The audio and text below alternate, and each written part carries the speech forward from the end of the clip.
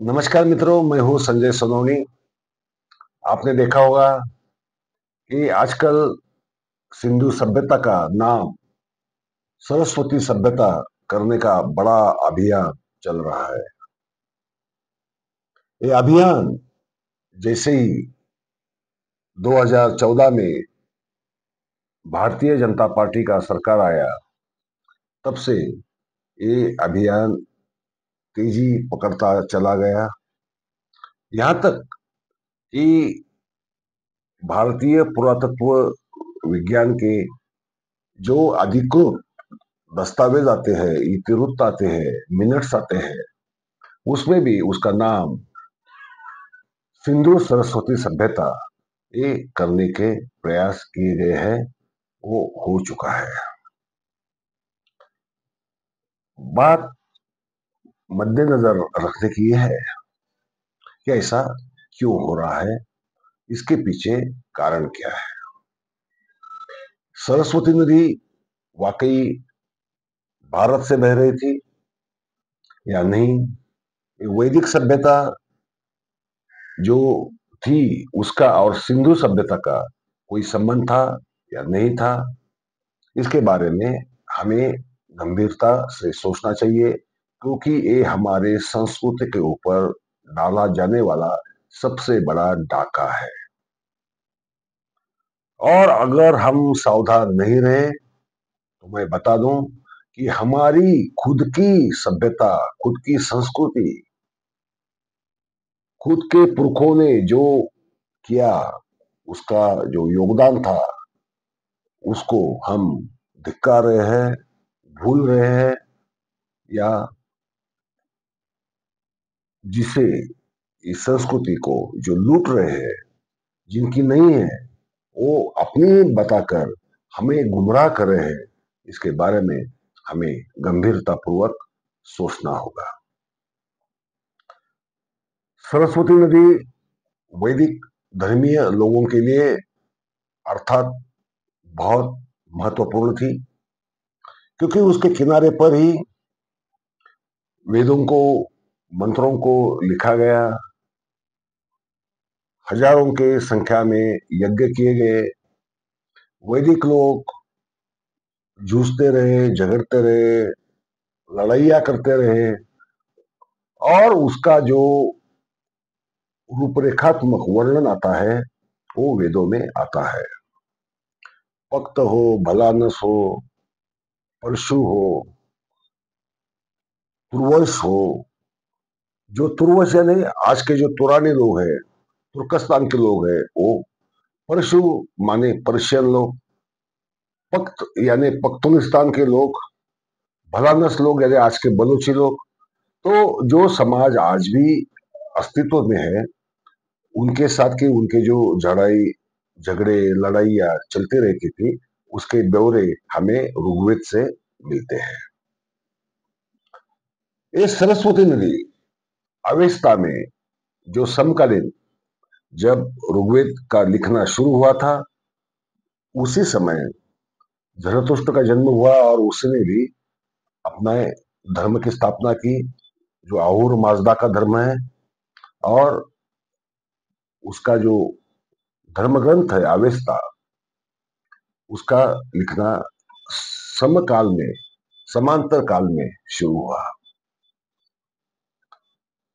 और वो सरस्वती नदी का उल्लेख जैसे अवेस्ता में आता है, वैसे ऋग्वेद में भी आता है। और ये नदी कहाँ की थी?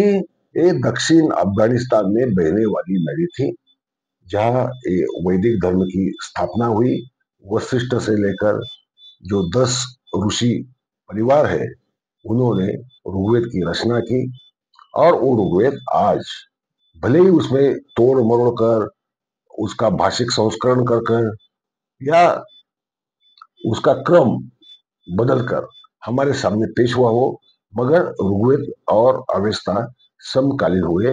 जरतुष्ट्र और अगस्ती, वशिष्ठ समकाल में हुए, और इसके भी ब्यौरे, उसके भी उल्लेख ऋचाओं में हमें मिलते हैं। भारत में ये सरस्वती नाम की नदी तो कभी थी नहीं। और जो घग्गर नदी है, जिसके किनारे हजारों पुरातत्वीय अवशेष मिले हैं सिंधु संस्कृति के, वो घग्गर संस्कृति के अवशेषों को हड़पने के लिए, उसके ऊपर कब्जा जमाने के लिए इन्होंने ऐसा प्रचार कर दिया कि जो गुम हो गई थी वो सरस्वती मिल गई, वो जीवित है, और घग्गर ही पुरातन वैदिक संस्कृति की सरस्वती थी, और ये सरस्वती मिल गई है। यहां तक कि घग्गर नदी को इन्होंने नया नाम दे दिया सरस्वती, और ये कहा कि गुम हो गई सरस्वती मिल गई है। मगर घग्गर नदी तो कभी गुम हुई नहीं थी, वो हजारों सालों से बहती आ रही है। एक जमाने में ईसा पूर्व 2000 में वो 12 महीने बहती थी, बाद में पर्जन्यमान कम हो गया, अकाल ज्यादा पड़ने लगे, तो नदी 12 महीने बहने के बजाय सिर्फ बरसात के दिनों में बहने लगी। उसे बाढ़ भी आती रहती है, आज भी बाढ़ आती रहती है, उसका पात्र पानी से भरा हुआ रहता है। तो ये नदी गुम जो थी नहीं,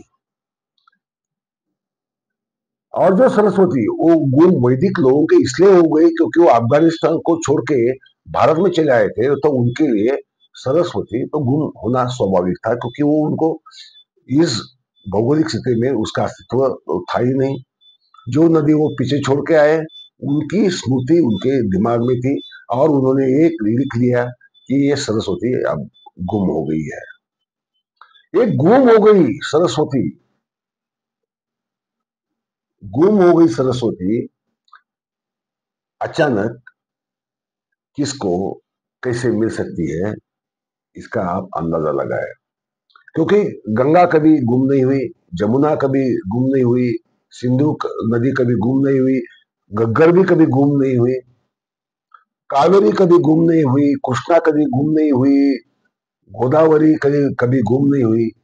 तो ये इनकी महान, जिसको ये वेदों में दिवित्त में अम्बिक्त में सबसे महान और महानदी जिसको कहा गया है वेदों में, वो महानदी गुम कैसे हो सकती थी और कैसे होगी?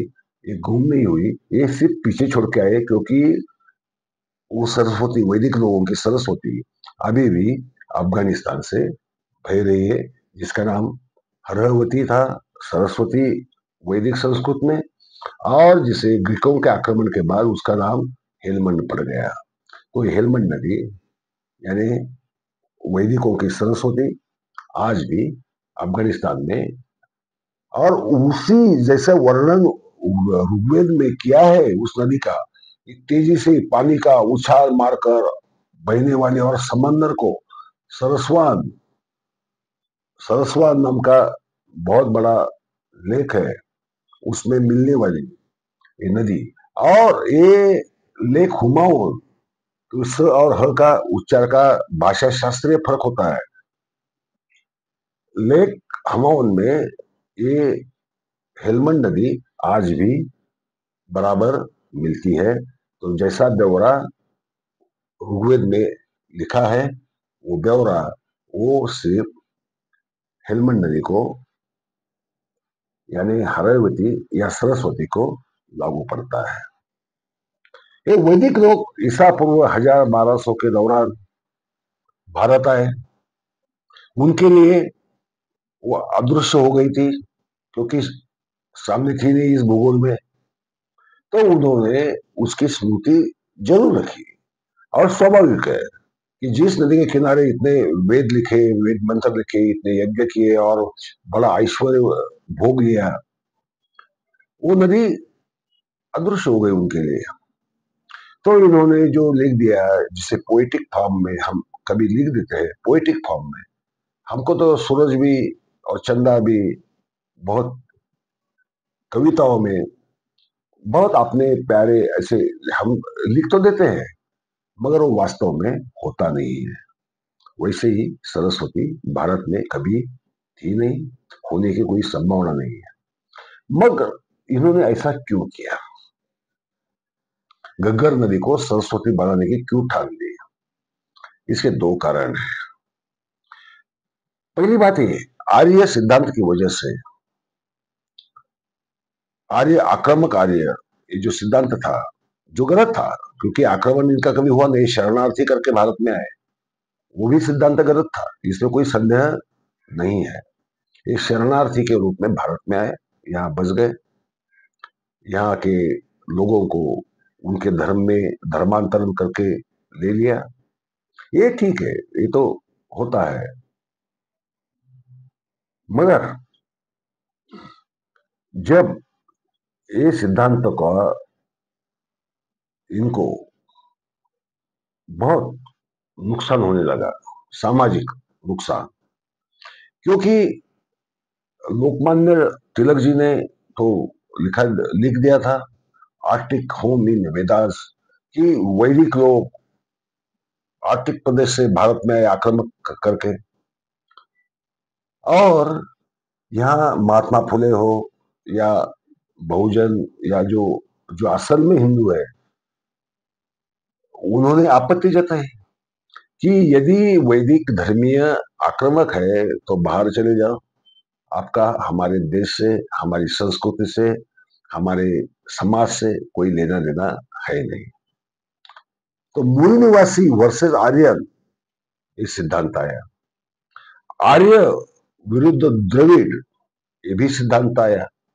देश में बहुत समय तक काफी उथल पुथल इस वजह से हुई है। इसका इतिहास आप समझ सकते हैं, आप इंटरनेट पर भी पढ़ सकते हैं।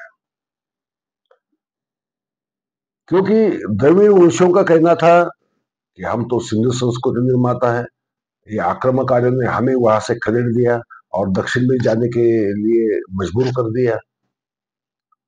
मूल निवासियों का जो कहते हैं, उनका ये सिद्धांत हुआ कि इन्होंने हमें पराजित कर दिया, हमारे ऊपर धर्म लादा, देवताएं ला दी, भाषा ला दी, ये सब कर दिया, तो ये बाहर जाने चाहिए। और जो आरएसएस है, संघ है, इनका दिमाग तो टेढ़ा ही चलता है। आपको आश्चर्य होगा, हंसने को आएगा। गोवलकर गुरुजी ने क्या लिखा? आर्य यहाँ के ही है, ये साबित करने के लिए उन्होंने लिखा कि उत्तर ध्रुव एक जमाने में वाराणसी में था। कहा था? वाराणसी में। तो ऐसे मजाकिया सिद्धांत तो शुरुआत हुई, बाद में तलागिरी हो, रमन हो, बहुत सारे कथानस हो, बहुत सारे सिद्धांती ऐसे जताने लगे कि आर्य भारत की ही है। आर्य कहा के है, भारत के ही थे। और इतना ही नहीं, वो भारत से बाहर फैले और वहां उन्होंने अपनी सभ्यताएं फैलाई, भाषाएं फैलाई, आदि आदि आदि। ये सारा सांस्कृतिक अपहरण का, सांस्कृतिक वर्चस्ववाद का एक अंश था। और वो ऐसे विषैले पंथ चला गया कि वो सिंधु संस्कृति या सिंधु घग्गर संस्कृति अपनी ही है, हमने ही पैदा की, हम ही उसके निर्माता है, इस साबित करने में वो लोग जुट गए। सरकार उनकी, विद्वान उनके, पैसा उनके पास, माध्यम उनके पास, तो वो प्रचार आज ऐसी सीमा तक पहुंच गया है कि सिंधु संस्कृति का नाम या सिंधु घग्गर संस्कृति का नाम इन्होंने सरस्वती सभ्यता, सरस्वती संस्कृति ऐसा कर दिया है।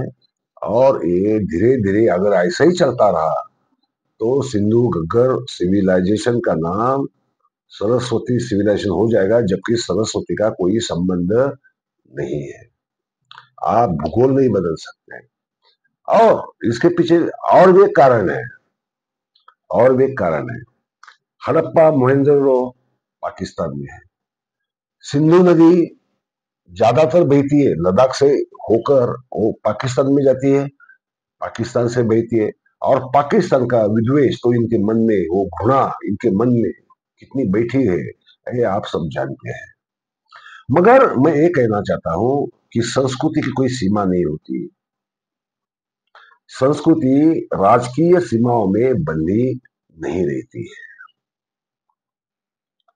संस्कृति का नकाशा अलग होता है, राजकीय नकाशा अलग होता है, और दिमाग में विकृति भरी हुई हो तो अलग ही नकाशा नजर आने लगता है, जो वास्तव में होता नहीं है। वास्तव यह है कि वैदिक लोगों की सरस्वती थी अफगानिस्तान में, आज भी वही है, उसका स्थान नहीं बदला है, पर इन लोगों ने वो स्थान बदल दिया, घग्गर नदी का नाम सरस्वती कर दिया। और जो गुम कभी हुई ही नहीं थी घग्गर नदी, बरसात कम होने से वो 4 महीने बहती है, फिर रेगिस्तान में अदृश्य होती है, वापिस कच्छ प्रांत में वापिस ऊपर आती है और समंदर में जाके मिलती है। जब पानी का बहाव ज्यादा था, जहां पर्जन्यमान अच्छा था, तब वो बहती रहती थी। नदी एक प्रकृति है, उसको कोई गुम नहीं कर सकता, प्राकृतिक उत्पाद से गुम कर सकता है, ऐसा हो रहा है। बहुत सारी नदियां इतिहास में से गायब भी हो चुकी है, क्योंकि प्राकृतिक उत्पाद, भूचाल है, भूस्खलन है, ये बात अलग है। मगर इन्होंने बहती हुई नदी को ही अदृश्य करार दिया, और बहती हुई नदी सरस्वती है ऐसा करार दिया। ये मेरे ख्याल से संस्कृति के और इतिहास के विरुद्ध जाने वाली बात है। ये इतिहास के साथ बहुत बड़ा धोखा है, और सबसे बड़ा धोखा ये भारतीय समाज के लिए है, क्योंकि उनकी परंपरा, उनका योगदान मिट्टी में या पानी में, कह दूं कि पानी में मिलाया जा रहा है, घग्गर की पानी में सरस्वती बोलकर, तो ये सरासर गलत है, झूठ है। ये सरस्वती नदी भारत में कभी थी नहीं, ये घग्गर ही नदी है, जिसका नाम आदिम समय से चलता आ रहा है। और अपभ्रंश कहे हम, अपभ्रंश कहे तो सरस्वती का अपभ्रंश घग्गर तो कतई नहीं हो सकता, ये आप भी समझ सकते हैं।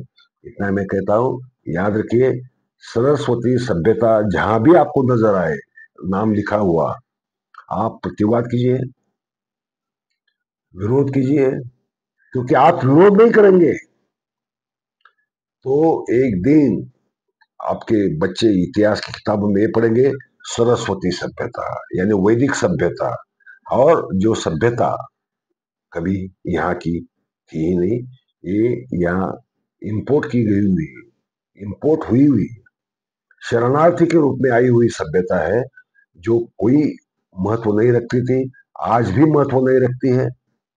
मगर उसका महत्व सैद्धांतिक तौर पर बढ़ाया जाता है, हमारे दिमाग में वही बात घुसाई जाती है, तो हमें सावधान रहना होगा, विरोध करना होगा। धन्यवाद।